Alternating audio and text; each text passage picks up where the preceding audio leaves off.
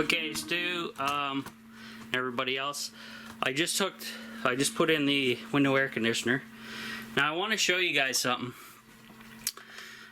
Charge controller is keeping the battery at 13.2, which is normal for float charge.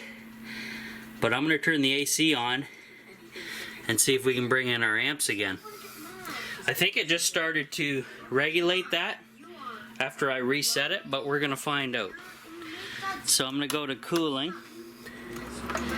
and I'm going to crank it to max because it's getting hot in here. It's going to be a hot killer day today. We're going to see this sucker pull down the battery, the air conditioning, and then I'm assuming once it goes under float charge that the solar panels are going to kick in and start really pumping some amps into here. And since that's going to happen, I got to change out this battery pack and keep the fan blowing down on this wire, as far as I can tell. So I guess this has to drop quite a ways before the solar kicks in. Hopefully there's nothing wrong with my solar panels. We're gonna find out. We did have that torrential downpour, so who knows. But I got the air conditioner on max. We'll see what happens. I'll monitor this later. It doesn't seem to be dropping the battery too much, guys, so we'll find out. 13.12. Yeah, I'll come back. But it seems that I think that was the first time the charge controller didn't overvolt. It's been 2 days actually not overvolting. And I've been leaving my fans running in the tiny house 24 hours, as well as the entertainment setup, but not with the TV on, just in standby mode. So we're gonna find out right now.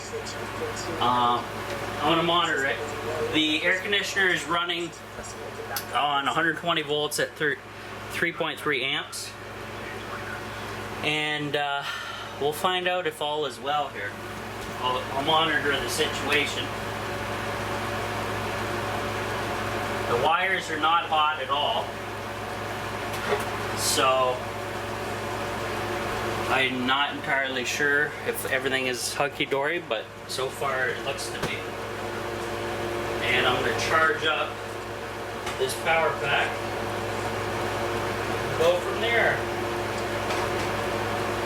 I'm going to set up a new power pack to run a fan across the charge controller just in case, until my heavy gauge wire shows up from Amazon.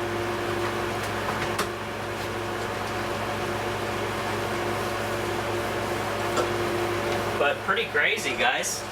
I got the TV running. I got the air conditioner running on max. TV's running, air conditioner on max. The battery is sitting at 13 volts. Oh yeah, there it goes. It just went up to 0.19 amps. So when it gets under 13 volts, I'm assuming that's when the amps will start pouring into this thing. So that's actually the first time I've seen this charge controller not overvolt. It's actually regulating and floating the batteries, which is pretty crazy. Yeah, it is working. That's perfect. Okay, so that was weird, Stu. The first day with the new solar panels, when I was running everything, I guess the batteries were still under float. That's why it was pumping all those amps in there. But now we kind of find the balance point for the batteries and the solar panels. So that's pretty sweet, guys. So I think the overvolting is done, especially since I've been leaving my my loads on 24/7, which is a good thing.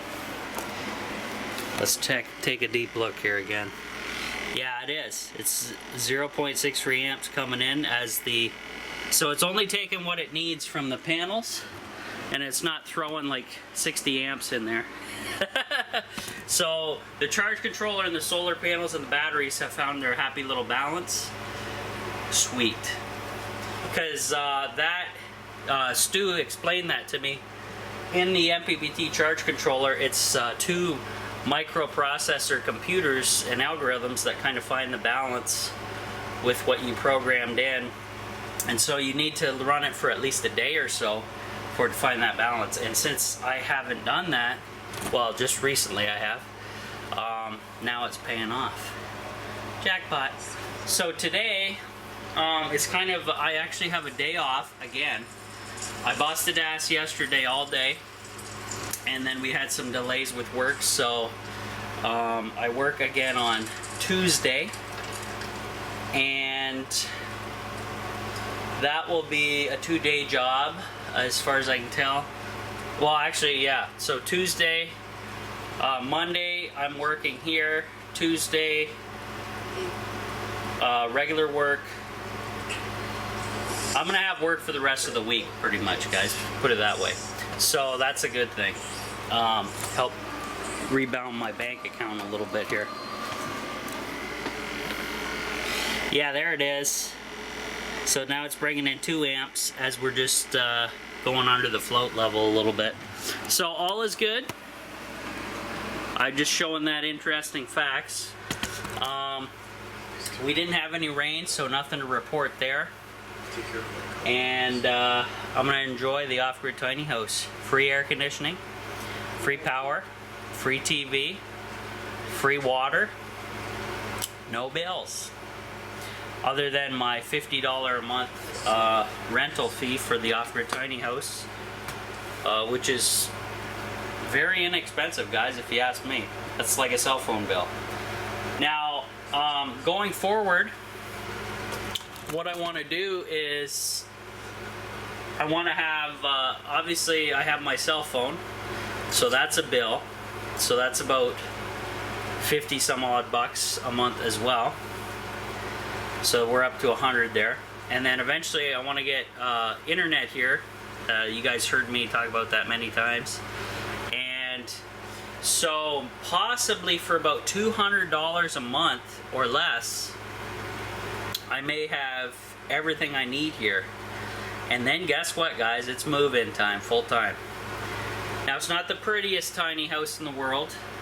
Most of you think it's an abortion job, but if you guys saw the budget I started with and followed all my progress throughout the years with all the troubles and everything like that, then yeah, I think I did pretty damn well, if you ask me. We're gonna see how these panels perform in winter and how well this guy performs in winter. That's my new barrel stove that I built. My dad, help from my dad. And looking forward to living in here full time.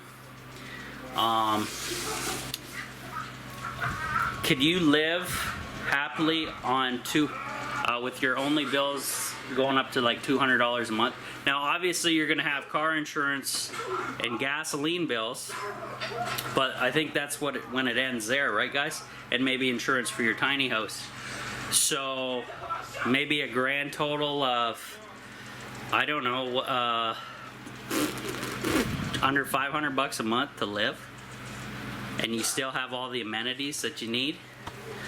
Now, just a side note, if you guys have been following, I cannot run the air conditioner at night because there's no way to recharge the batteries. Now, a couple people said that, hey, yeah, you can, but then the battery will be kind of low there, so it's not a good thing. I like to baby my batteries and my equipment, if you know what I mean. So I don't want to drain them down too low. And so that's why I disconnect things. And then actually when I'm in here full time, that window air conditioner will be installed properly in a full-time position with insulation around it, and I won't have to keep pulling it in and out. Big hassle. And eventually down the road, when it pooches, the window air conditioner, I will be going towards a mini split system designed for solar.